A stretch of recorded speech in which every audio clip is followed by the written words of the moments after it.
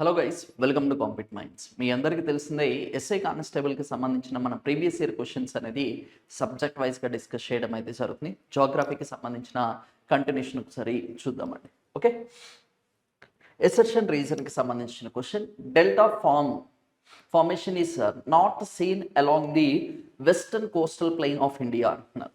For example మనం దీన్ని peninsular India అనుకుంటే వెస్ట్ సైడ్ అంటే ఇటే కదా, ఇటు సైడ్ ఏమున్నాయి వెస్టర్న్ ఘాట్స్ అనేవి ఉండడం అయితే జరిగింది. ఓకే, వెస్ట్ సైడ్ అనేవంట డెల్టాస్ అనేవి ఫామ్ అవ్వని చెప్పేసి క్వశ్చన్ కూడా ఇచ్చాడు చూడండి.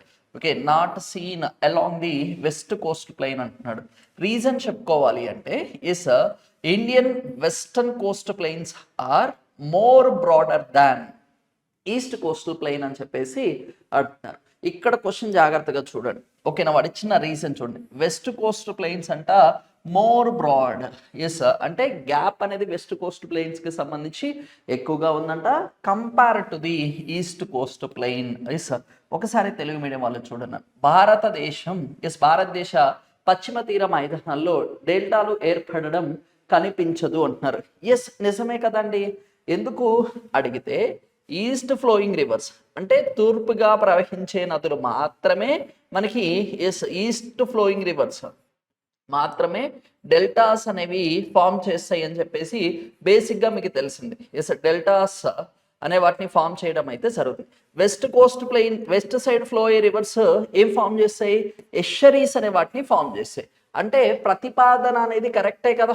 ప్రతిపాదన ఏ అనేది కరెక్టే కదా. రీజన్ కారణం చూసుకుంటే భారతదేశ పశ్చిమ తీర మైదానాలు తూర్పు మైదానాల కంటే ఎక్కువ విస్తృతమైనవి అంటున్నాడు. అంటే వాడు ఏమంటున్నాడు, ఈ వెస్ట్ సైడ్ ఉన్నవి వెస్టర్న్ ఘాట్స్ దగ్గర అంట గ్యాప్స్ అనేది ఎక్కువగా ఉంటాయంట కంపేర్ టు ది ఈస్ట్కి సంబంధించి. మనం చాలా సార్లు కూడా డిస్కస్ చేసామండి. ఓకేనా, ఈస్ట్ కోస్ట్ ప్లెయిన్ డ్రా చేసినప్పుడు ఇలా డ్రా చేస్తామండి.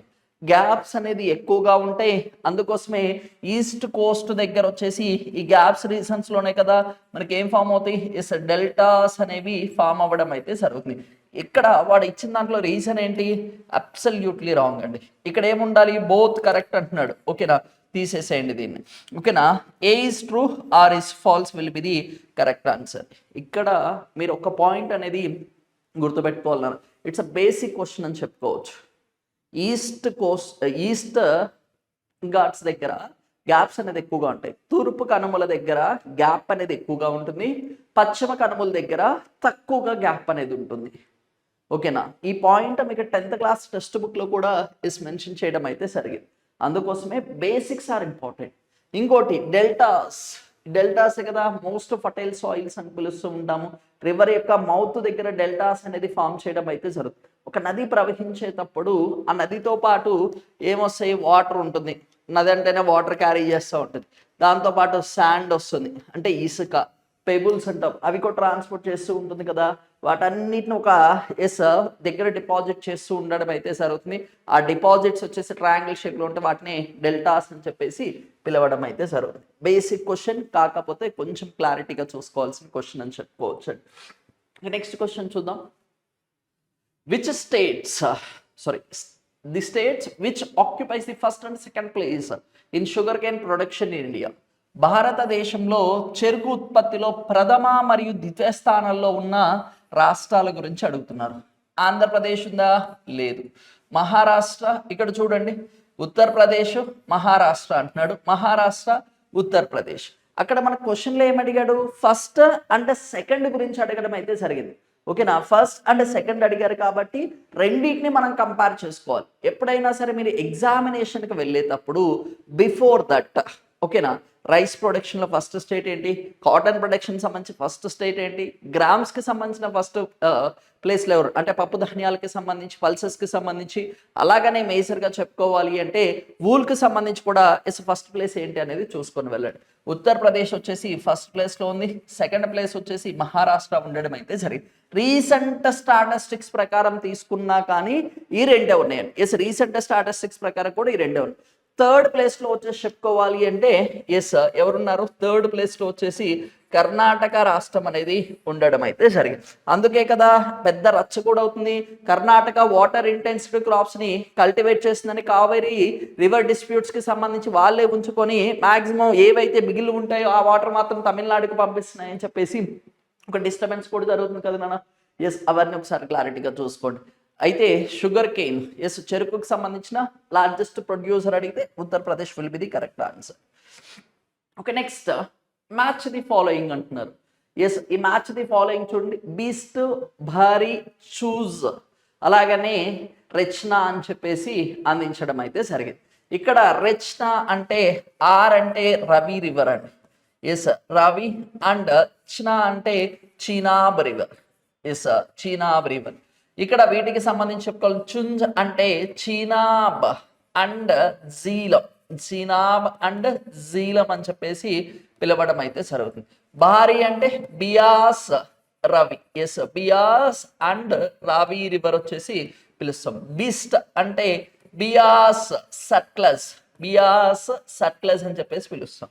ఇవేంటివి సార్ అంటే వాడే ఇచ్చాడు దోబ్. దోబ్ అంటే ఏంటి? రెండు నదుల మధ్య ఉన్న ల్యాండ్ని. Okay, the land is lying between the two rivers. For example ఇలా ఒక నది ట్రావెల్ అవుతుంది, దీని పక్కనే ఫర్ ఎగ్జాంపుల్ ఇది ఒక నది అనుకుందాం. ఓకేనా, దీని పక్కనే ఇలా ఇంకొక నది ట్రావెల్ అవుతా ఉంది అనుకుందాం. ఓకేనా, ఈ మధ్యలో ఉంది చూసారా, ఇది ల్యాండ్ అంటున్నామండి. ఓకేనా, ఈ ల్యాండ్ని దోబ్ అని చెప్పేసి పిలుస్తూ ఉంటాం. ఎక్స్పెషల్గా ఇవి చెప్పుకోవాలి అంటే ఇక్కడ ఇచ్చినవన్నీ కూడా ఇండస్ రివర్ కి సంబంధించిన ట్రిబ్యూటరీస్. ఈ దోబ్స్ అనేవి కూడా మాక్సిమం ఎక్కడ కనిపిస్తాయి?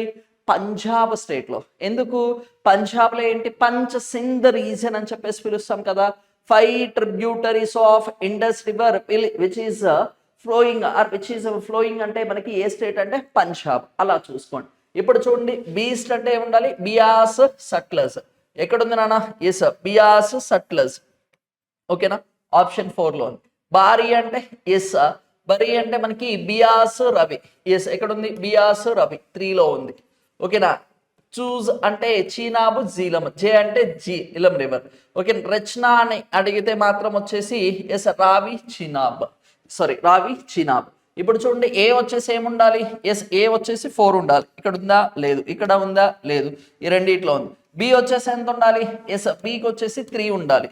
ఎస్, ఇక్కడ 1 ఉంది కాబట్టి కాదు, కాబట్టి yes 4 will be the correct answer అండి. Yes, option 4 will be the correct answer. ఓకేనా, అలాగనే సంగమమ్స్ కూడా ఒకసారి క్లారిటీగా చూసుకున్నానా, అది కూడా అయితే ఇంకా ప్రీవియస్ గా ఒకసారి అడగడం అయితే జరిగింది, అది కూడా important. Next, read the following statements అంటున్నారు. Northern India receives rain from the western disturbances during the winter monsoon అంటున్నారు. ఒకసారి క్వశ్చన్ జాగ్రత్తగా చూడండి. శీతాకాలంలో పశ్చిమ ఆటంకాల వల్ల ఉత్తర భారతదేశంలో వర్షం చేరుకుంటుంది అంటున్నారు. ఓకే, చూద్దాం. నార్త్ ఈస్ట్ మాన్సూన్ అంటే ఈశాన్య ఋతుపవనాలు అంటాం కదా. ఈశాన్య ఋతుపవనాలు gives rain falls to the Tamil Nadu అంటున్నాడు. ఓకేనా, ఈశాన్య ఋతుపవనాల వల్ల తమిళనాడుకు వర్షపాతాన్ని ఇస్తాయి అంటున్నారు. ఇది కరెక్టే కదా. ఎందుకు? ఇక్కడ చూడండి, ఇది పెనిన్సులార్ ఇండియా అనుకుంటే ఇది సౌత్, ఇది నార్త్, ఇట్ సైడ్ ఈస్ట్ తీసుకుంటున్నా, ఇట్ సైడ్ వెస్ట్. ఇక్కడ నుంచే కదా మనకి సౌత్ వెస్ట్ మాన్సూన్స్ అంటాం. అంటే నైరుతి ఋతుపవనాలు స్టార్ట్ అవుతాయి. నైరుతి ఋతుపవనాలు ఇలా స్టార్ట్ అయ్యి ఇక్కడ ఏమున్నాయి? పైన కొండలు ఉన్నాయిగా. ఏం కొండలు? హిమాలయాస్ ఉన్నాయి కదా. హిమాలయాస్ దగ్గరికి వెళ్ళి హిమాలయాస్ని క్రాస్ చేసి వెళ్తున్నాయా? లేవు కదా. అందుకోసం మనకి సమ్మర్ టైంలో కూడా కొంచెం వర్షాలు పడుతూ ఉంటాయి కదా. ఇక్కడికి వెళ్ళిన మాన్సూన్స్ మళ్ళీ ఏమవుతున్నాయి? అవి తిరిగి వస్తున్నాయి. తిరిగి వస్తాయి. ఈ తిరిగి వచ్చినప్పుడు వర్షపాతం ఎవరు రిసీవ్ చేసుకుంటారు? ఇక్కడున్న తమిళనాడు రాష్ట్రం. అదే కదా అడిగింది. దీన్నే రెట్రేటింగ్ మాన్సూన్ అని కూడా పిలుస్తారు నాన్న. దాన్ని ఏమని పిలుస్తాము? రెట్రేటింగ్ మాన్సూన్ అని కూడా పిలుస్తారు. లేదు అంటే తిరోగమన ఋతుపవనాలు, తెలుగు మీడియం వాళ్ళు. లేదు అంటే ఈశాన్య ఋతుపవనాలు, దీన్నే నార్త్ ఈస్ట్ మాన్సూన్ అని కూడా పిలుస్తాం. వెళ్ళేదేంటి? సౌత్ వెస్ట్ మాన్సూన్ వెళ్ళేటప్పుడు, వచ్చేటప్పుడు నార్త్ ఈస్ట్ మాన్సూన్. ఓకేనా, ఇవి ఒక్కసారి క్లారిటీగా చూసుకోండి. ఇది సౌత్ వెస్ట్ నా. ఓకే, నైరుతి ఋతుపవనాలు. ఇటు వచ్చే లోపలికి ఈశాన్య ఋతుపవనాలు వచ్చేసి స్టార్ట్ అవ్వడం అయితే జరుగుతుంది. ఇచ్చిన సెకండ్ స్టేట్మెంట్ అనేది కరెక్ట్. మన ఆప్షన్లో ఖచ్చితంగా 2 అనేది ఉండాలి. అంటే ఇది లేదుగా, తీసేద్దాం. Okay, next India's mostly receive rainfall from the north east monsoon అంటున్నారు. అంటే భారతదేశానికి ఈశాన్య ఋతుపవనాల వల్ల అత్యధిక వర్షపాతం లభిస్తుంది అంటారు. నిజమేనా? మరి ఈ ఈశాన్య ఋతుపవనాల వల్ల నేను తమిళనాడుకు వస్తుందని చెప్పాను కానీ ఇండియా మొత్తం వస్తుందని చెప్పినా చెప్పలేదు. మాక్సిమం బెనిఫిటెడ్ అని అడిగితే తమిళనాడు కరెక్ట్ అవుతుంది. ఓకేనా, ఇండియా మోస్ట్లీ అంటున్నాడు. ఓకేనా, మోస్ట్లీ అంటే అత్యధికంగా రైన్ఫాల్ అనేది నార్త్ ఈస్ట్ మాన్సూన్ వల్ల రాదు నాన్న, సౌత్ వెస్ట్ మాన్సూన్ వల్లే ఎక్కువగా తీసుకోవడం అయితే జరుగుతుంది. అంటే థర్డ్ స్టేట్మెంట్ అనేది రాంగ్. ఇక్కడ తీసేసాయి, ఇక్కడ తీసేసాయి, ఇక్కడ కూడా కట్ చేసేసాయి. 1 and 2 will be the correct answer. ఇప్పుడు నీకు ఫస్ట్ స్టేట్మెంట్ కరెక్టా రాంగో తెలియకపోయినా నువ్వు ఈజీగా చేసుకోవచ్చు. ఇది ఎలిమినేషన్ టెక్నిక్స్ అనేది నీకు క్వశ్చన్ కొన్ని బేసిక్స్ అనేవి ఐడియా ఉంటే నువ్వు ఆన్సర్ చేయొచ్చు. ఇది పెద్ద క్వశ్చన్ కాదు నాన్న, ఇది నన్ను అడిగితే పెద్ద క్వశ్చన్ కాదు. మీరు ఆల్రెడీ జాగ్రఫీలో చదివే ఉంటారు. ఓకేనా, ఈశాన్య ఋతుపవనాల వల్ల వర్షపాతం తమిళనాడుకి రిసీవ్ అవుతుంది, కాకపోతే ఇండియా మొత్తానికి కాదు. ఆ చిన్న పాయింట్ మీకు తెలిసినా ఇది రాంగ్ చేసేసుకోవచ్చు నాన్న. ఆప్షన్ 3 ఎక్కడెక్కడ ఉందో క్యాన్సిల్ చేస్తే మనకి రిమైనింగ్ ఆప్షన్స్ అనేది సెట్ అవ్వడానికి ఛాన్స్ ఉంటుంది. అంటే ఇలా మీరు ఎలిమినేషన్ టెక్నిక్స్ అనేది యూజ్ చేయాలి. ఇలా ఎప్పుడు వస్తాయి మీకు ఇలాంటి అన్నీ కూడా అంటే రెగ్యులర్గా మీరు ప్రాక్టీస్ చేస్తే ఇలా సబ్జెక్ట్ మీద బేసిక్ నాలెడ్జ్ అనేది ఉంటే అప్పుడు మీరు ఇలా ఆన్సర్ చేయగలుగుతారు. అందుకోసమే సబ్జెక్ట్ని గెయిన్ చేయండి. ఓకేనా, బేసిక్ కాన్సెప్ట్స్ని ఒకసారి క్లారిటీగా చూసుకోండి, ఈజీగా ఆన్సర్ చేయొచ్చు. ఓకే, నెక్స్ట్ ఎస్ ఉదంపూర్లోని జవార్ గనులు వీటికి ప్రసిద్ధి అంటున్నారు. Zawar mines in Udaipur. Yes ఉదయ్పూర్కి సంబంధించి దేనికి ఫేమస్ అంటున్నారు? బంగారమా? బంగారం అంటే మనకి ఏం గుర్తుండాలి? కర్ణాటక, ఆంధ్రప్రదేశ్ ఆ ప్రాంతంలో ఎక్కువ కదా. ఎస్ మైకా అబ్రహం ఆంధ్రప్రదేశ్కి సంబంధించింది, ఇదైతే కొంచెం కాదు. ఓకే, బొగ్గు ఛత్తీస్గఢ్ ఒకటి, జార్ఖండ్ ఒకటి, ఒడిస్సా ఈ ప్రాంతాల్లో ఎక్కువగా కనిపిస్తుంది కదా, ఇది కూడా కాదు. దేనికి ఫేమస్ నానా అంటే ఎస్ జింక్కి ఫేమస్. జవార్ మైన్స్ ఏంటివి? జవార్ మైన్స్ దేనికి ఫేమస్? జింక్కి సంబంధించి. K3 మైన్స్ అనేవి కూడా ఉన్నాయి కదా. ఎస్ అవి కూడా రాజస్థాన్కి సంబంధించినవే కదా, అవి కూడా ఒకసారి క్లారిటీగా చూసుకోండి. ఎస్ అవి కూడా ఇంపార్టెంట్ అని చెప్పుకోవచ్చు. నెక్స్ట్ చూద్దాం నాన్న. Match the following. Nuclear power station and state అంటున్నారు. న్యూక్లియర్ పవర్ ప్లాంట్స్ అండ్ స్టేట్స్కి సంబంధించిన క్వశ్చన్ అండి. ఎస్ కక్రపూర్ ఇది ఎక్కడ ఉంది? కక్రపూర్ అనేది ఎస్ రాజస్థాన్ రాష్ట్రంలో వచ్చేసి ఉండడం అయితే సరే. కక్రపూర్ ఎక్కడ ఉంది? గుజరాత్ రాష్ట్రంలో ఉండడం అయితే జరిగింది. ఓకేనా, కైగా. ఎస్ కైగా అనేది ఆడుంది అంటే ఎస్ కైగాకి సంబంధించి చెప్పుకోవాలి అంటే ఎస్ కర్ణాటక రాష్ట్రంలో వచ్చేసి కైగా అనేది ఉండడం అయితే సరే. ఇప్పుడు చూడండి, సిఏ ఎక్కడ ఉండాలి? 4 ఉండాలి. C4 ఉందా? లేదు. ఇక్కడ ఉందా? లేదు, తీసేసాయి. ఓకేనా, నెక్స్ట్ చూడండి, మనకి ఏ ఉంది కదా, ఏ వచ్చేసి కక్రపూర్ ఇక్కడ 3 ఉండాలి. ఏ వచ్చేసి 3 ఎక్కడ ఉంది? ఇక్కడ లేదు. ఎస్ ఇదే కరెక్ట్ అవుతుంది. ఓకేనా, ఇది కరెక్ట్ అండి. ఇక్కడ చూడండి, రావభద్ర అనేది చెప్పుకోవాలంటే రాజస్థాన్కి సంబంధించి, నరోరా అనేది చెప్పుకోవాలంటే ఉత్తరప్రదేశ్కి సంబంధించిన ఎస్ న్యూక్లియర్ పవర్ ప్లాంట్ అని చెప్పుకోవచ్చు అండి. తారాపూర్ ఉంది కదా, ఎస్ తారాపూర్ అనేది మహారాష్ట్రకి సంబంధించి. ఎస్ కుండం కులం అని చెప్పేసి ఒకటి ఉంది కదా, ఎస్ కుండం కులం. ఎస్ ఇది వచ్చేసి లార్జెస్ట్, ఓకే ఇది వచ్చేసి లార్జెస్ట్ న్యూక్లియర్ ఎనర్జీని ప్రొడ్యూస్ చేసే ప్లాంట్. ఇది ఎక్కడుంది? తమిళనాడు రాష్ట్రంలో వచ్చేసి ఉండడం అయితే జరిగింది. న్యూక్లియర్ రియాక్టర్స్కి సంబంధించి ఒకసారి క్లారిటీగా చూసుకుంది. First nuclear power plant in India అంటే తారాపూర్ వచ్చేసి పిలవడం అయితే జరిగింది. First nuclear reactor in India, భారతదేశానికి సంబంధించిన ఫస్ట్ న్యూక్లియర్ రియాక్టర్ అంటే ఏం గుర్తుండాలి? అప్సరా అనేది గుర్తుండాలి. ఏం గుర్తుండాలి నాన్న? ఎస్ అప్సరా అనేది గుర్తుండాలి. ఎస్ అవి ఒకసారి క్లారిటీగా చూసుకోండి. ఇలా మీరు మ్యాచింగ్ వచ్చినప్పుడు ఇలా ఎలిమినేట్ చేయడానికే ట్రై చేయండి. Okay, next assertion reason. Black soils are found due to the weathering of basaltic rocks అంటున్నారు. ఓకే, ఇక్కడ బసాల్టిక్ శిలల ఎస్ శైథిల్యం వల్ల నల్ల రేగడి భూములు ఏర్పడతాయి అంటున్నారు. ఓకే చూద్దాం. రీజన్ వచ్చేసి black soils have high moisture is retentive capacity అంటున్నారు. నల్లరేగడి భూములు అత్యధిక తేమను నిల్వ ఉంచుకునే సామర్థ్యం గలవు అంటున్నారు. ఎస్ నల్లరేగడి నేలల్లో చూసుకుంటే మాయిశ్చర్ హోల్డింగ్ కెపాసిటీ అనేది ఎక్కువగా ఉంటుంది. అంటే తేమని ఎక్కువగా నిల్వ ఉంచుకునే నేలలు ఏవైనా ఉన్నాయి అంటే yes that is called it as black soil. అంటే ఇక్కడ మనకి రీజన్ అనేది కరెక్టే. ఎసర్షన్ ఒకసారి క్లారిటీగా చూడండి. ప్రతిపాదన ఏమంటున్నాడు, బ్లాక్ సాయిల్స్ అంట ఓకే దేని వల్ల ఫామ్ అవుతాయంట, వెదరింగ్ ఆఫ్ బసాల్టిక్ రాక్స్. ఓకేనా, వెదరింగ్ ఆఫ్ బసాల్టిక్ రాక్స్ వల్ల బ్లాక్ సాయిల్స్ అనేది ఫామ్ అవుతాయి అంటున్నారు. ఎస్ ఇది కూడా కరెక్టే. అంటే both A and R correct, both A and R correct. ఇప్పుడు చూడండి ఈ రెండింటికి లింక్ ఏమైనా ఉందా, ఇదేమో వాటర్ హోల్డింగ్ గురించి చెప్తున్నాడు, ఇదేమో ఫార్మేషన్ గురించి చెప్తున్నాడు. ఈ రెండింటికి ఏమైనా రిలేషన్ ఉందా, లేదు కదా. అందుకోసమే yes both A and R correct. ఇక్కడ ఏమంటున్నాడు, ట్రూ అంటున్నాడు, individual true. R is correct explanation of A, correct ఉందా, లేదు కదా. These are two different dimensions.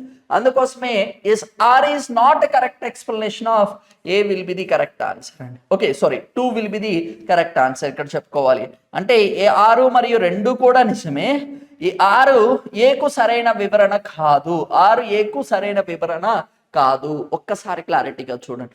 మీకు తెలుసు 2 స్టేట్మెంట్స్ మనం ఇక్కడ చెప్పుకోవాలి అంటే ఎస్ ఇండిపెండెంట్ ఇండివిజువల్లీ కరెక్ట్ గానే ఉండడం అయితే జరిగింది. ఎస్ ఇది ఒక్కసారి క్లారిటీగా చూసుకోండి. నెక్స్ట్ మళ్ళీ ఎసర్షన్ రీజన్ క్వశ్చన్ ఏనా చూద్దాం. Pune which is located near Mumbai receives the less rainfall as compared to the Mumbai anta. Yes sir, Pune is located in leeward side of Western Ghats. Mumbai is in the windward direction of yes Western Ghats అంటున్నారు. ఈ రెండింటికి సంబంధించి correct answer ఏంటి అంటున్నారు. ఇప్పుడు ఒకసారి చూడండి Mumbai. Yes ముంబైకి సంబంధించి కోస్టల్ బౌండరీ ఉందా లేదా, ఎస్ ఉంది దీనికి సంబంధించి. పూణే చూసుకోవాలి అంటే పూణేకి సంబంధించి శేషాద్రి హిల్స్కి సంబంధించి అక్కడ మేజర్గా చెప్పుకోవాలి అంటే ఇదేమన్నాడు, లీవర్డ్ సైడ్. ఎస్ లీవర్డ్ సైడే కదా పూణే ఉంది, అందుకోసం పూణేకి సంబంధించి తక్కువ ఉంటుంది. అలాగనే వెస్టర్న్ ఘాట్స్కి లీవర్డ్ సైడ్లో ఉంటే ముంబై అనేది విండ్వార్డ్ డైరెక్షన్, అంటే గాలి ఇస్ ట్రావెల్ అయ్యే దశలో వచ్చేసి ముంబై ఉండడం అయితే జరిగింది. అందుకోసమే కదా పూణే అనే దానికి సంబంధించి ఎస్ ముంబై అనేది receives less rainfall as compare కొట్టారు. Yes Pune which is located in near to the Mumbai which receives less rainfall as compare to the Mumbai. Okay అయితే పూణేతో కంపేర్ చేస్తే ముంబైకి సంబంధించి ఎస్ తక్కువ వర్షపాతం పొందుతుంది అంటున్నాడు. ఎస్ ఇక్కడ ఇచ్చినవి 2 కూడా కరెక్ట్ అండి. Both R and A and R individually correct. R is the correct explanation of A అని చెప్పుకోవచ్చు అండి. కొన్ని assertion questions number of times practice చేస్తేనే ఎస్ మన క్లారిటీ రావడం అయితే జరుగుతుంది. ఎస్ అవి ఒకసారి క్లారిటీగా చూసుకున్నాం. నెక్స్ట్ చూద్దాం. రీడ్ ది ఫాలోయింగ్ స్టేట్మెంట్స్ అంటున్నారు. ఈ క్రింది వివరణను ఎస్ చదవండి అంటున్నారు. చదువుదామండి మనం కూడా. River Narmada flows in rift valley అంటున్నారు. నర్మదా నది ఎస్ వీరిద్దరి గుండా ప్రవహిస్తుంది అంటున్నాడు. రిఫ్ట్ వ్యాలీ ఎస్ రెండింటి గుండా వీరిద్దరి గుండా ప్రవహిస్తుంది. అదేంటో చూద్దామంట ఒక్క నిమిషం. Vindhyas mountains are located south of the Narmada river. ఓకేనా, ఇప్పుడు ఒకసారి చూడండి. ఎస్ ఫస్ట్ మనకి వింధ్యాస్ చూసుకుందాం. ఎస్ వింధ్యాస్ ఇవి కదా, ఈ కింద మనకి సాత్పురాస్ అంటాం కదా. ఎస్ కింద సాత్పురాస్ అంటాం. ఓకేనా, ఈ రెండిటిలో ఉండే కదా వెళ్ళేది ఎవరు, నర్మదా నది. ఎస్ ఈ రెండింటికి ఉండే కదా నర్మదా నది అనేది ట్రావెల్ అవుతుంది. ఇప్పుడు ఏమంటున్నాడు, వింధ్యాస్ మౌంటైన్స్ సౌత్ అన్నాడు, సౌత్ ఆఫ్ నర్మదా రివర్. అంటే ఇది వింధ్యాస్ ఏం చేస్తాయి కదా ఇవి, మరి సౌత్ అంటే డౌన్. ఓకేనా, సౌత్ అంటే డౌన్. ఇక్కడ ఏమంటున్నాడు, Vindhyas mountains are located south of the river Narmada అంటున్నాడు. నర్మదా రివర్ కి సౌత్ అంటున్నాడు. లేదు ఇది నార్త్ లో కదా ఉంది, పైన కదండి. ఎస్ దీన్ని వచ్చేసి సౌత్ కాదు, it is north will be the correct answer. Okay, north direction లో సౌత్ లో ఏమున్నాయి నర్మదా నదికి సంబంధించి ఎస్ సాత్పురా రేంజెస్ అనేవి ఉండడం అయితే జరిగింది. అంటే సెకండ్ స్టేట్మెంట్ వచ్చేసి రాంగ్ నాన్న. ఎస్ సెకండ్ స్టేట్మెంట్ వచ్చేసి wrong. 1 and 3 will be the correct answer. ఇలా మీరు ఎలిమినేట్ చేయడానికి ట్రై చేయండి. Narmada river west flowing river. Yes Narmada river అనేది వెస్ట్ ఫ్లోయింగ్ రివర్. అన్నిట్లో కూడా మనకు ఆప్షన్ 3 ఇక్కడ, దాన్ని తీసుకోకండి. ఎస్ 2 అనే దానికి ఇలా చూసుకుంటే మీరు ఈజీగా ఆన్సర్ చేయగలుగుతారు. అందుకోసమే 1కి 2 సార్లు స్టేట్మెంట్స్ చూడండి. మీకు చిన్న బేసిక్సే ఎస్ మారడం అయితే జరుగుతుంది.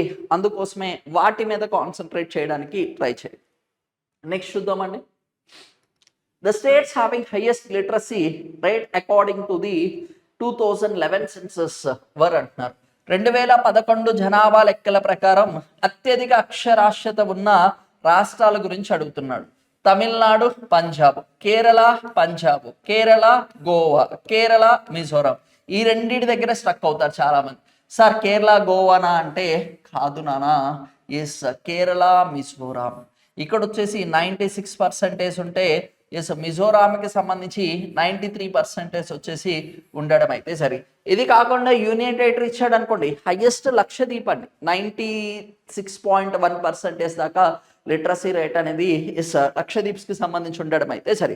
కేరళ, మిజోరాం. మరి తక్కువ ఎక్కడుంది? బీహార్కి సంబంధించి అప్రాక్సిమేట్గా 63% అనేది ఉండడం అయితే సరే. మరి రీసెంట్గా మనకి ఒకటి తీసుకువచ్చారు కదా, న్యూ ఎడ్యుకేషనల్ పాలసీలో భాగంగా ఎస్ 100% ఆఫ్ లిటరసీకి సంబంధించి ఎస్ కొన్ని తీసుకొని వచ్చారు కదా నాన్న. 100% ఆఫ్ లిటరసీకి సంబంధించి ఫస్ట్ మిజోరాం రాష్ట్రం అనేది 100% కంప్లీట్ చేసుకుంది. మిజోరాం తర్వాత ఎస్ మనం చెప్పుకోవాలి అంటే ఎస్ త్రిపుర కంప్లీట్ చేసుకుంది. అండ్ తర్వాత చెప్పుకోవాలి అంటే మిజోరాం, త్రిపుర, గోవా, హిమాచల్ ప్రదేశ్ అండ్ నెక్స్ట్ లడాక్ కూడా 100% వచ్చేసి కంప్లీట్ చేసుకుంది. అండ్ నెక్స్ట్ చెప్పుకోవాలి అంటే సిక్స్త్ వచ్చేసి చండీగఢ్ అనేది కూడా కంప్లీట్ చేసుకోవడం అయితే సరే. First union territory 100% of literacy అడిగితే లడాక్, సెకండ్ అని అడిగితే చండీగఢ్. ఇవి కూడా ఒకసారి క్లారిటీగా చూసుకోండి. మిజోరాం, త్రిపుర, గోవా, హిమాచల్ ప్రదేశ్, ఇవి స్టేట్స్కి సంబంధించి టోటల్గా 6 వచ్చేసి మనకి 100% లిటరసీని కంప్లీట్ చేసుకోవడం అయితే జరిగింది. ఈ క్వశ్చన్ కూడా చాలా ఈజీ క్వశ్చన్ అండి. ఒకసారి చూడండి, match the following. Mountain Etna అంటున్నారు. మౌంటైన్ ఎట్నా ఎక్కడ ఉంది? ఇటలీలో ఉందండి. ఎస్ ఎక్కడ ఉంది? ఇటలీలో ఉంది. నెక్స్ట్ అరావలీస్, హిమాలయాస్. నెక్స్ట్ వచ్చేసి మనకి ఓగస్ గురించి అడుగుతున్నాయి. ఇవి ఎక్కడ ఉన్నాయి? సమ్ ఎక్స్టెంట్ చెప్పుకోవాలంటే ఫ్రాన్స్ ఆ రీజన్ లో ఉండడం అయితే సరే. ఇప్పుడు అరావలీస్ అంటే మీకు ఏం గుర్తుండాలి? మీరు చిన్నప్పటి నుంచి నేర్చుకుంటున్నారు. ఓల్డ్ ఫోల్డ్ మౌంటైన్స్, భారతదేశానికి సంబంధించి అతి పురాతనమైన ముడత పర్వతాలు అంటే అరావలి మౌంటైన్సే కదా గుర్తుండాల్సింది. అలాగనే న్యూ ఫోల్డ్ మౌంటైన్స్ అంటే కొత్తగా ఫామ్ అయిన ముడత పర్వతాలు అంటే హిమాలయస్. యంగ్ ఫోల్డ్ మౌంటైన్స్ అంటే హిమాలయస్. ఓల్డ్ ఫోల్డ్ మౌంటైన్స్ అంటే మనకి అరావలీస్. ఈ రెండింటినే చూసుకోండి. బి వచ్చేసి ఏముండాలి నానా? 3 ఉండాలి. బి వచ్చేసి 3 ఉండాలి. ఏడుంది. ఏడ లేదు. ఏడ కూడా ఉంది. చూద్దాం. నెక్స్ట్ సి వచ్చేసి ఏముండాలి? 2 ఉండాలి. సి వచ్చేసి ఏముండాలి? 2 ఉండాలి. ఏడుందా? లేదు. ఓకేనా? 4 will be the correct answer. ఇక్కడ ఎగ్జామినర్ ఇచ్చిన దాన్ని మీరు ఒకటి చూసుకోండి. అంటే నాకు అదొక్కటే వచ్చు అని చెప్పేసి అని కాదు, మీరు ఇక్కడ ఈ 2 ఆప్షన్స్తోనే నేను ఆన్సర్ చేశాను. ఇవి మీరు ఎప్పటి నుంచో చదువుకుంటున్నారు. ఈ 2 వల్ల ఎగ్జామినేషన్లో టెంప్ట్ చేయడానికి ఇచ్చాడు. ఇలాంటి మ్యాచింగ్ క్వశ్చన్స్ ఇచ్చినప్పుడు ఆప్షన్స్ నుంచి మీరు ట్రై చేయండి. ఒక్కొక్కసారి మీకు ఒక్క ఆప్షన్ తెలిసినా మీరు ఆన్సర్ చేయొచ్చు. అలా కూడా కొన్ని క్వశ్చన్స్ డిజైన్ చేస్తారు. కొన్ని వాటికి మీరు అంతా టైం అన్నీ కంప్లీట్ అయిపోయిన తర్వాత ఒకసారి ఇలాంటి క్వశ్చన్స్కి సంబంధించి ఒక్కసారి చూడండి. ఇలాంటి క్వశ్చన్స్ అనేవి కూడా ఉంటాయి. అందుకోసమే అంతా కంప్లీట్ అయినవన్నీ అని చెప్పేసి ఎవరు అలా సైలెంట్గా కూర్చోవద్దు. దీనికి సంబంధించి ఒకసారి వెరిఫై చేస్తూ ఉండండి నాన్న. ఈ క్వశ్చన్కి జస్ట్ ఒక ఆప్షన్ తెలిసి నేను ఆన్సర్ చేస్తాను. చూడండి, తెలంగాణ ఎస్ఐ ఎగ్జామినేషన్ 2018లో అడిగారు. వనజీవి ఎవరిని పిలుస్తారు? వనజీవి రామయ్య గారిని వచ్చేసి పిలవడం అయితే జరుగుతుంది. డి ఏముండాలి? 2 ఉండాలి. డి 2 ఉండాలి. అయిపోయింది నీ ఆన్సర్. ఒకటి కరెంట్ అఫైర్స్లో కూడా అప్పుడు చాలా వరకు కూడా ఉన్నారు. వనజీవి రామయ్య గారికి పద్మశ్రీ కూడా అందించారు. ఐ థింక్ 2025లో ఎక్స్పైర్ అయ్యారండి వనజీవి రామయ్య గారు. చాలా వరకు కూడా చెట్లని నాటడం అయితే జరిగింది. చెట్టు మనిషి అని చెప్పేసి కూడా పిలుస్తూ ఉంటారు. తెలంగాణకి సంబంధించిన పర్సన్ అని చెప్పుకో. నాకు ఇక్కడ ఏమీ తెలియదు. ఓకేనా? జస్ట్ వనజీవి రామయ్య గారు తెలుసు. వాడు చూడండి ఇంటి పేరు ఇచ్చాడు ఫస్ట్, మిమ్మల్ని కన్ఫ్యూజ్ చేయడానికి. ఆ టైంలో మీకు స్ట్రైక్ అవ్వదు అని చెప్పేసి. ఓకేనా? దారిపల్లి రామయ్య గారు, వనజీవి రామయ్య గారు. ఈ రామయ్య గారిని ఒకసారి చూసుకుంటే ఈ క్వశ్చన్కి మీరు ఆన్సర్ చేయొచ్చు నాన్న. ఓకేనా. నర్మదాకి సంబంధించి నర్మదా బచావ్ ఆందోళనకి సంబంధించి మేధా పాట్కర్ గారు వచ్చేసి ఉండడం అయితే జరిగింది. ఈ సుందర్లాల్ బహుగుణ గారు అంటే చిక్కో మూమెంట్, మన 10th క్లాస్ నుంచి చదువుతున్నాం కదా.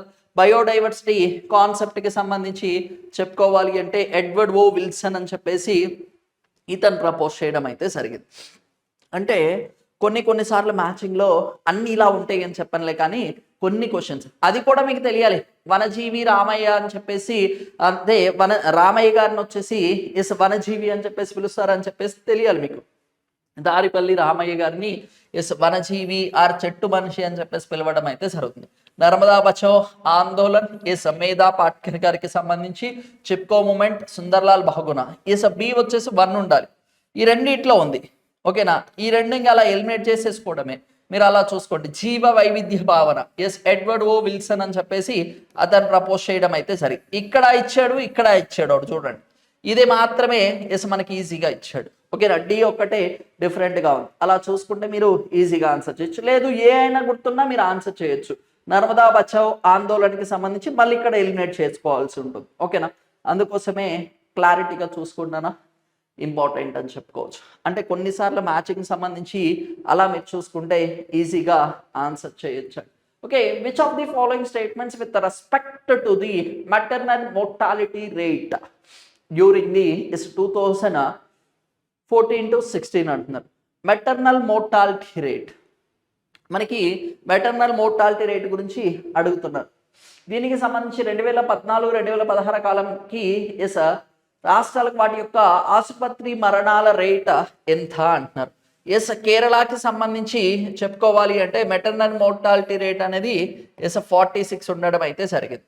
ఓకేనా, అస్సాం రాష్ట్రానికి సంబంధించి చెప్పుకోవాలి అంటే హైయెస్ట్ మాక్సిమం 237 వచ్చేసి అస్సాం రాష్ట్రానికి సంబంధించి ఉందండి.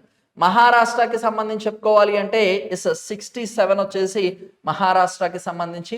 రాజస్థాన్కి సంబంధించి ఎంత అంటే రాజస్థాన్కి సంబంధించి ఎంత అంటే ఎస్ 199 వచ్చేసి ఉండడం అయితే జరిగింది. కేరళ ఎస్ కేరళకి సంబంధించి ఎంత ఉండాలి, ఎస్ 46, ఇక్కడ ఉంది 5, ఎస్ ఇక్కడ ఉంది, అంటే ఈ రెండు ఎలిమినేట్. ఓకే, నెక్స్ట్ అస్సాంకి సంబంధించి ఎంత ఉండాలి నాన్న, ఎస్ అస్సాంకి సంబంధించి చెప్పుకోవాలంటే 237 ఇక్కడ ఉందా, లేదు. ఓకే, బి వచ్చేసి ఎంత ఉండాలి, ఏ ఉండాలి. ఓకే, బి వచ్చేసి 1 ఉండాలి. Yes option 2 will be the correct answer. ఓకేనా, ఈ కేరళని ఇప్పుడు పేరు మార్చారు కదా, ఎస్ కేరళం అని చెప్పేసి పిలుస్తున్నాను నేను. ఓకే, ఇది ఒకసారి క్లారిటీగా చూసుకోండి. Next, the hot and dry wind which originate in Sahara is dash అంటున్నారు. ఇక్కడ చూడండి, సహారా ఎడారుల్లోని అత్యుష్ణ అండ్ పొడిగాలులను పొడిగాలుల వలన డాష్ ఉద్భవిస్తాయి అంటున్నారు. దీనివల్ల చూసుకుంటే లు అనేది ఏంటి, ఇది నదరన్ ఇండియాకి సంబంధించి, ఇక్కడ నదరన్ ఇండియాకి సంబంధించిన లోకల్ విండ్ కదా, దీన్ని హాట్ వింగ్ అంటాం. ఇది అయితే కాదు. ఎస్ లివేహే అని చెప్పేసి ఇది కూడా మనకి చెప్పుకోవాలంటే ఇది కూడా వామ్ విండ్ అంటామండి. దీన్ని ఏమంటాం, వామ్ విండ్ అని చెప్పేసి పిలవడం అయితే జరుగుతుంది. ఈ చిలినే దీన్ని చూనుక్ అని కూడా పిలుస్తారు. ఇది వచ్చేసి హాట్ విండ్ అండి. ఓకేనా, ఇది వచ్చేసి హాట్ విండ్. ఓకే, ఇక్కడ ఏమన్నా హాట్ అండ్ డ్రై విండ్ వచ్చేసి మనకి సిరాకో సిరాకా అని చెప్పేసి పిలవడం అయితే జరుగుతుంది. ఇది ఎక్స్పెషల్గా ఎక్కడి నుంచి ఆరిజినేట్ అవుతుంది, సహారా. ఐ థింక్ మన లాస్ట్ క్లాస్లోనూ ఎక్కడో డిస్కస్ చేసామండి, లోకల్ విండ్స్ వాటి యొక్క డిఫరెంట్ ఏరియాస్లో డిఫరెంట్ నేమ్స్ అని చెప్పేసి, అవి ఒకసారి చూసుకోండి. వీటితో పాటు గ్రాస్ ల్యాండ్స్ అంటామండి. ఓకేనా, పంపాస్ స్టెప్పీస్ అని చెప్పేసి గ్రాస్ ల్యాండ్స్ కూడా ఒక్కొక్క ప్రాంతంలో ఒక్కొక్కలా పిలుస్తారు. ఈ గ్రాస్ ల్యాండ్స్కి సంబంధించి ఇవి. అలాగనే సైక్లోన్స్, తెలుగులో తుఫాన్లు అంటాం, ఒక్కొక్క ప్రాంతంలో ఒక్కొక్క పేరుతో పిలుస్తారు. ఆస్ట్రేలియనం విల్లిస్ అని చెప్పేసి, నదరన్ అమెరికాకి సంబంధించి చెప్పుకోవాలి అంటే హరికేన్స్ అని చెప్పేసి పిలుస్తూ ఉంటారు. ఇండియాలో సైక్లోన్స్ అని చెప్పేసి పిలవడం అయితే జరుగుతుంది. సౌత్ చైనా సీకి సంబంధించి చెప్పుకోవాలి అంటే టైఫూన్స్ ఏమని పిలుస్తామండి, టైఫూన్స్ అని చెప్పేసి పిలవడం అయితే జరుగుతుంది. ఒక్కొక్క ప్రాంతంలో ఒక్కొక్క పేరు అనమాట. ఓకేనా, next, the Mediterranean lands are also known as మధ్యధరా ఎస్ భూములను డాష్ అని కూడా పిలుస్తారు అంటున్నారు. ఎస్ ఎవర్ గ్రీన్ ల్యాండా, కాదు. డ్రై ల్యాండా, సర్టెన్ ఎక్స్టెంట్, కాకపోతే కంప్లీట్లీ డ్రై కాదు. నొమాడిక్ భూములు ఇప్పుడు అసలు లేవు. ఓకేనా, తీసేసేయండి. ఓకేనా. ఇక్కడ ఉన్న వాటిలో మనకి ఆర్చర్ భూములు అని చెప్పేసి ఆర్చర్డ్ ల్యాండ్స్ అని చెప్పేసి పిలవడం అయితే జరుగుతుంది. ఎందుకు ఆర్చర్డ్ ల్యాండ్స్ అని మధ్యధర సముద్రానికి సంబంధించిన ఆ ప్రాంతంలో భూములు పిలుస్తారు అంటే ఎక్స్పెషల్లీ మేజర్లీ చెప్పుకోవాలి అంటే సిట్రస్ ఫ్రూట్స్ ఏవైతే పులుపుగా ఉంటాయో అక్కడ ఎక్కువగా పండించడం అయితే జరుగుతుంది. అందుకోసం మెడిటరేనియన్ ల్యాండ్స్ ని మనకి ఆర్చర్డ్ ల్యాండ్స్ అని చెప్పేసి పిలవడం అయితే జరుగుతుంది. ఓకే, నెక్స్ట్ క్వశ్చన్ చూద్దామండి. The planet that takes 88 days to make 1 revolution around sun. అంటే సన్ అనే అతను కాన్స్టెంట్, ఓకేనా. సూర్యుడు కాన్స్టెంట్ కదా. ఈ సన్ చుట్టూరు ఇలా గ్రహాలు తిరుగుతూ ఉంటాయి కదా. ఇలా సూర్యుడి చుట్టూ ఇలా తిరుగుతూ ఉంటాయి.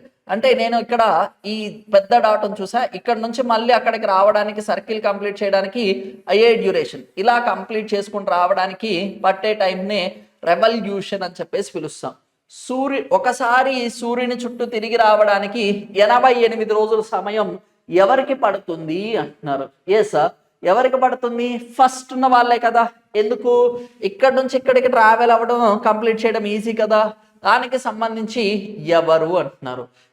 మనకి చెప్పుకోవాలి అంటే ఎవరు అంటే that is called it as an మెర్క్యూరీకి వచ్చేసి తక్కువ టైం వచ్చేసి పట్టడం అయితే జరుగుతుంది. ఎవరికి నాన్న?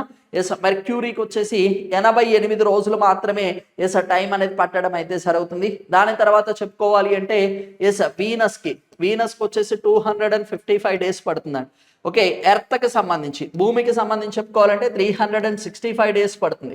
తర్వాత మార్స్, ఓకే, మార్స్ అంగారకుడికి సంబంధించి చెప్పుకోవాలంటే 637 days వచ్చేసి అప్రాక్సిమేట్గా పట్టడం అయితే జరుగుతుంది. 687 days వచ్చేసి అప్రాక్సిమేట్గా పడుతుంది.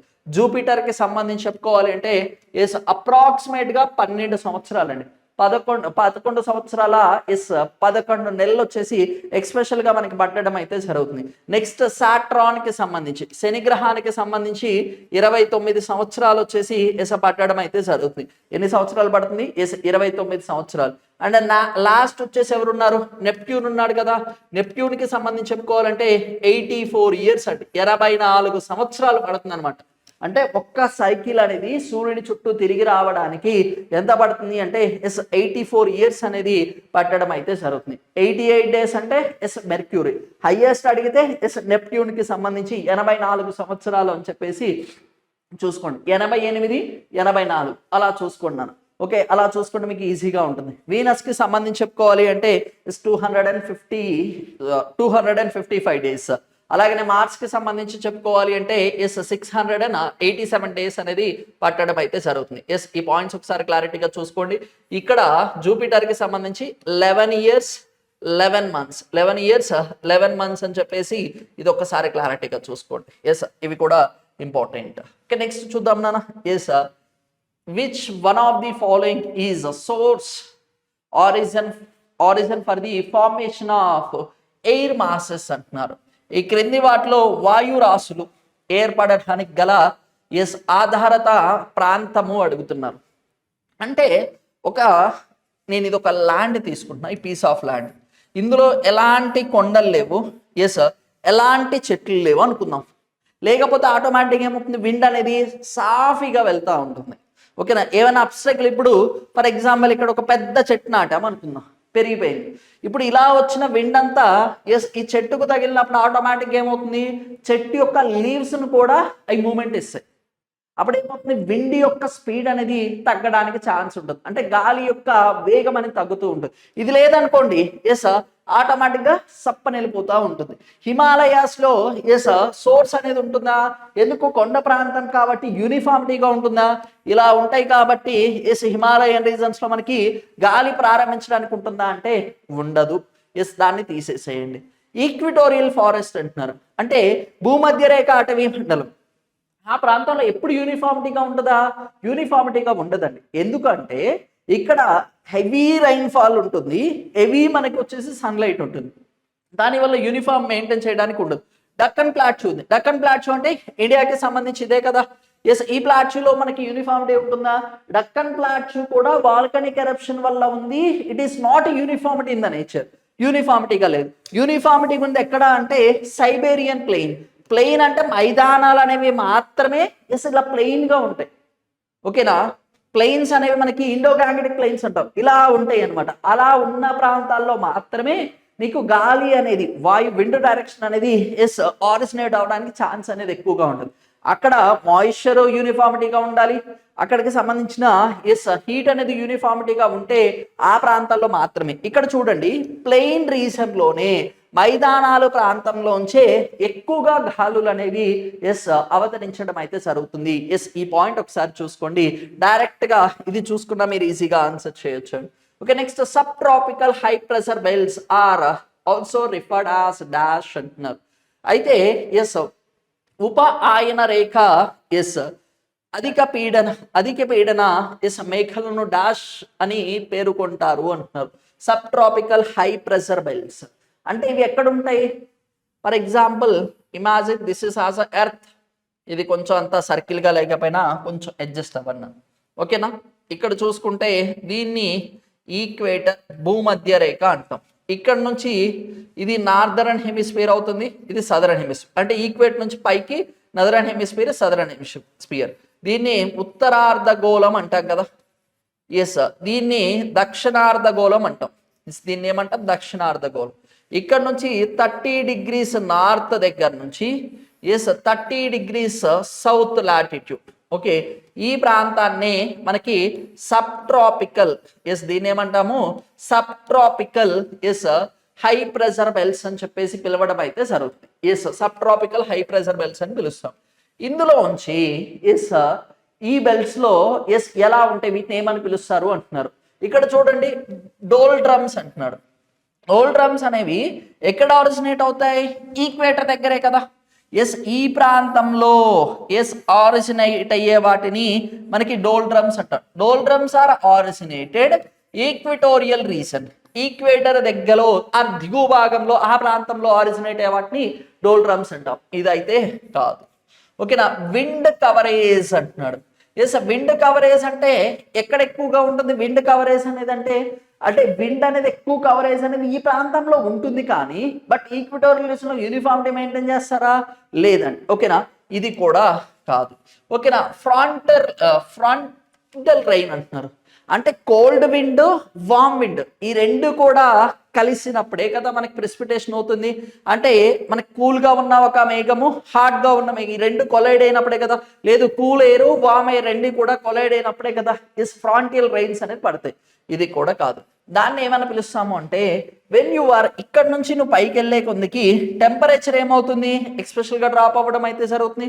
విండ్ యొక్క మూమెంట్ అనేది కూడా స్లో అని అవ్వడం అయితే జరుగుతుంది. అందుకోసం ఇక్కడంతా భయంకరంగా ఉంటే పైకి వెళ్ళే కొద్దికి అలా ఉంటుంది, కాబట్టి దాన్ని హార్స్ లాటిట్యూడ్స్ అని చెప్పేసి పిలుస్తామండి.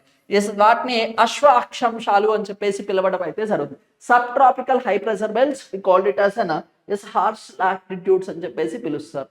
Tropical monsoon forest are normally dash అంటున్నారు. ఎస్ ఆయన రేఖ ఋతుపవనాలు ఎస్ అడవులు సామాన్యంగా డాష్ లో కలవు అంటున్నారు. ఇక్కడ చూడండి, ట్రాపికల్ మాన్సూన్ అంటున్నాడు. అంటే ట్రాపికల్ రీజన్ గురించి అడుగుతున్నాడు.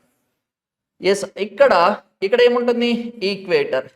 ఇక్కడ నుంచి ఇక్కడ 23.5 degrees నార్త్ లాటిట్యూడ్ దగ్గర నుంచి 23.5 degrees సౌత్ లాటిట్యూడ్. ఓకే, వీటినే కదా ట్రాపికల్ రీజన్స్ అని చెప్పేసి పిలుస్తాం. ఓకేనా, వీటికి సంబంధించి ఇందా లేట్ సబ్ ట్రాపికల్ అన్నాడు కదా, ఇక్కడ నుంచి పైకి అన్నానా? ఓకే సారీ ఇక్కడ నుంచి పైకి సంబంధించి మనం సబ్ ట్రాపికల్ రీజన్ ఇవి. ఓకే, ట్రాపికల్ రీజన్స్ అంటే ఇవే అనమాట. ఓకేనా, అక్కడ 23.5 degrees నార్త్ పైకి, అక్కడ నుంచి సౌత్కి 23.5 degrees సౌత్కి సంబంధించి. ఓకేనా, అదొకసారి చూడండి. ఇక్కడ ట్రాపికల్ మాన్సూన్స్ అనేవి ఏమని పిలుస్తారు అంటున్నారు. వీటికి సంబంధించి ఎవర్ గ్రీన్ ఫారెస్టా, లేదు డెసిడ్యురీ ఫారెస్టా, టెంపరేట్ ఫారెస్టా, మ్యాంగ్రోవ్స్ ఫారెస్టా? అసలు మ్యాంగ్రోవ్స్ ఫారెస్ట్ ఎలిమినేట్. ఎందుకు?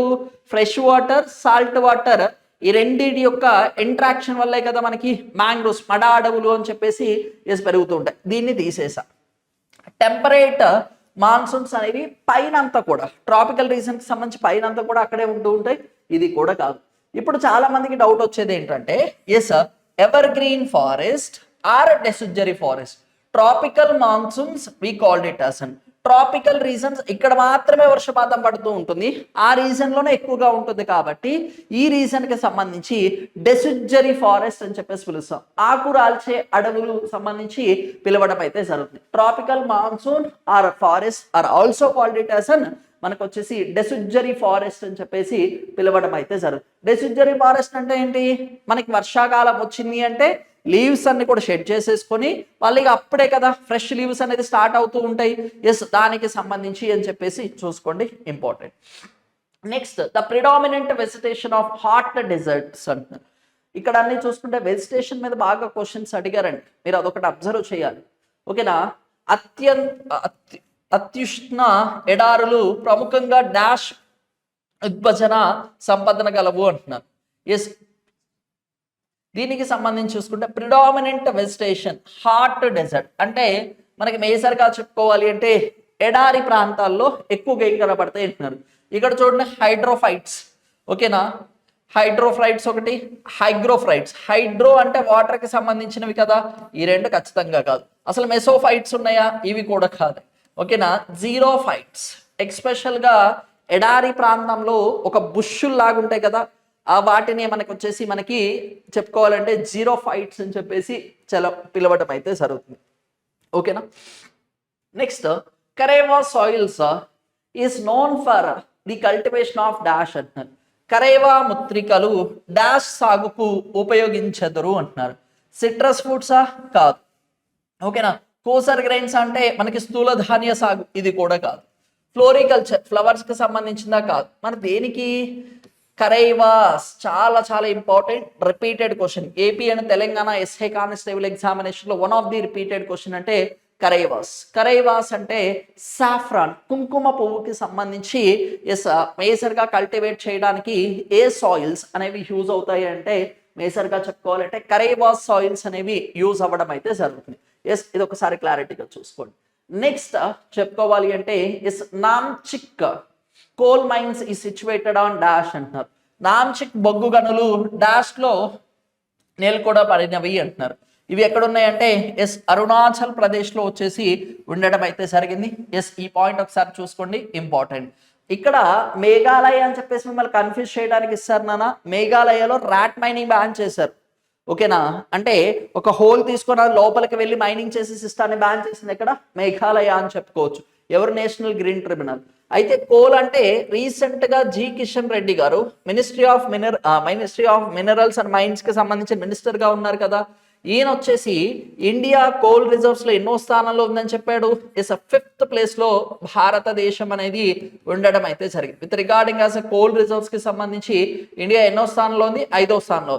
అయితే ఈ కోల్ రిజర్వ్స్ కి సంబంధించి second largest producer and consumer, ఎక్కువగా వినియోగిస్తుంది, ఎక్కువగా బొగ్గుని బయటకు తీస్తుంది కూడా ఇండియా అని చెప్పేసి చెప్పడం అయితే సరే. నెక్స్ట్ 60 to 70 ఇయర్స్ వరకు కూడా, ఓకేనా, 60 to 70 ఇయర్స్ వరకు కూడా మనకి కోల్ రిజర్వ్స్ అనేది సరిపోతాయి అని చెప్పేసి కూడా జి కిషన్ రెడ్డి గారు వచ్చేసి అనౌన్స్ చేయడం అయితే జరిగింది.